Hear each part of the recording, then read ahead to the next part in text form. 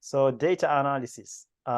Obviously, you are a data scientist because you have the master degree. So you are above a data, you have data analytics and data analysis, which is, as they're slightly a little bit different. But someone who's looking to get into the data, analysis field, what would you advise them?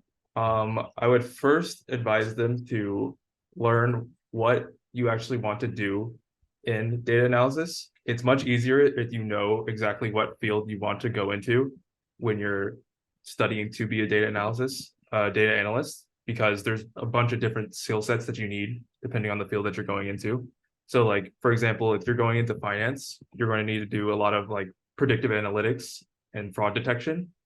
And if you're going into something like medicine, where I was, you're going to need to learn a lot about, how to clean very complicated electronic health data and sort of look at sort of predicting stuff based off of like early signs of disease. And it's also going to guide what kind of projects you go to. So knowing that is like the first thing I would do, like hammer down what exactly you want to do in data. Yeah, that's very important. And you talked, data cleaning, because that's really hard. A lot of people just look at data analytics like just the visualization, which is just the last step in the whole process, right? You have the data collection part, which is trying to look at some credible sources where you can get the data from. Then the cleaning data, formatting, changing these date formats. Sometimes you have extra spaces. Sometimes you have misspelling of someone's names. Sometimes you have missing values. You're like, what's here? So it's a lot of right. So you gotta put a lot of work into cleaning those data. Yeah, real world data is very, very dirty. Yeah. And if you want to be good at data science, data analysis, you have to deal with real messy data. Yeah. You have to just dive into the mess. And then as the data, the tools, you have obviously Excel. That's a lot of companies use basic Excel, right, to do their analysis. And then you have R programming language, Python, Tableau. Can you talk about some of these tools that people can need to learn? Yeah, of course. So I think Excel is probably the most accessible thing for like starting your data journey, just because everyone has used Excel pretty frequently. And then moving on from there is like Tableau is very useful, just because it's like one step above Excel, where you can create very cool dashboards very quickly without having to know how to code. But once you start getting into like Python, SQL, and R, you're going to need to learn more about how to code, which seems very daunting. But once you start like going through projects, learning like the basic syntax of how to code, it gets very easier. And I would recommend starting with one coding language, because once you know one coding language, it's much easier to learn, subsequent languages.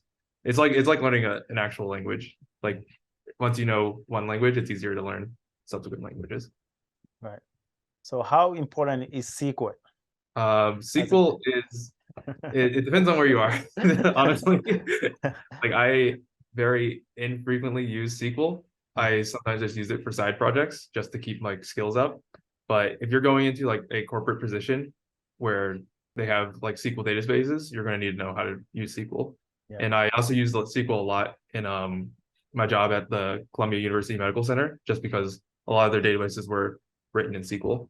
So it depends on where you are. Yeah, I remember one of the case study I did after taking the Google program. They give you a case study, and we had 18 CSV files. And one of the files, I tried to load it. It was not able to get to load on Excel, because they have millions of rows. I had to use SQL, I use Google have their Google Cloud. Went to the Google Cloud, uploaded the Excel there, try to get a small sample of the data, maybe the first 20 rows or the first 50, and then try to work with those. And that's one of the reason why I was like, this is why SQL is important. When you start working with these multinational companies, it's a lot of data. Yeah. Once you start working with like mountains and mountains of data, you need to be able to like talk to the data using SQL. Right. So Python or R? What is because in the Google program, they did R programming language. Mhm. And between data analysts, the Python is huge, is very popular. So what's your thought on those two? The Python and R debate? Like which one's better? Like straight up. Yes. So when to use which one and which one do you think is more useful? Okay. I straight up think Python is way Yeah, more useful.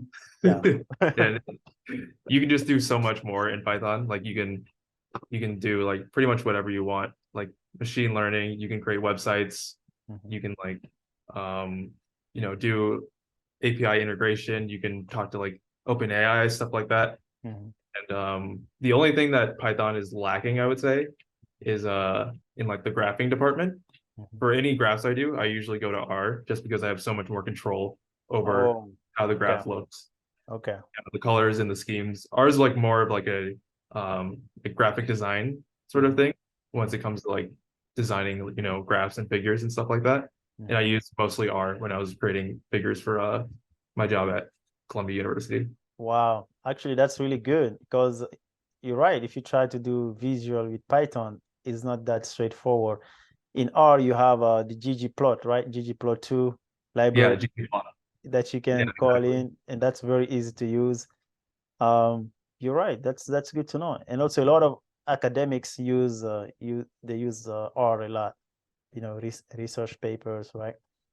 Yeah, yeah. A lot of academics use R for like statistical analyses. Mhm. R, SPSS, and SAS are the big stuff in academia. So obviously, you have a lot of a lot of programming languages like you talked about Python, R, SQL, JavaScript, HTML, CSS. So for someone who want to get into coding, what are the best programming languages to learn today? I would say the best one to just start out with would just be Python because you can do whatever you want in Yeah, Python. Like if you only learn Python, you'll be set for that's life, true. probably. And for other stuff, you might need, like if you want to do more graphical stuff or you want to do, more website design, you might need to know like R or HTML. But starting out, just learn Python. Yeah.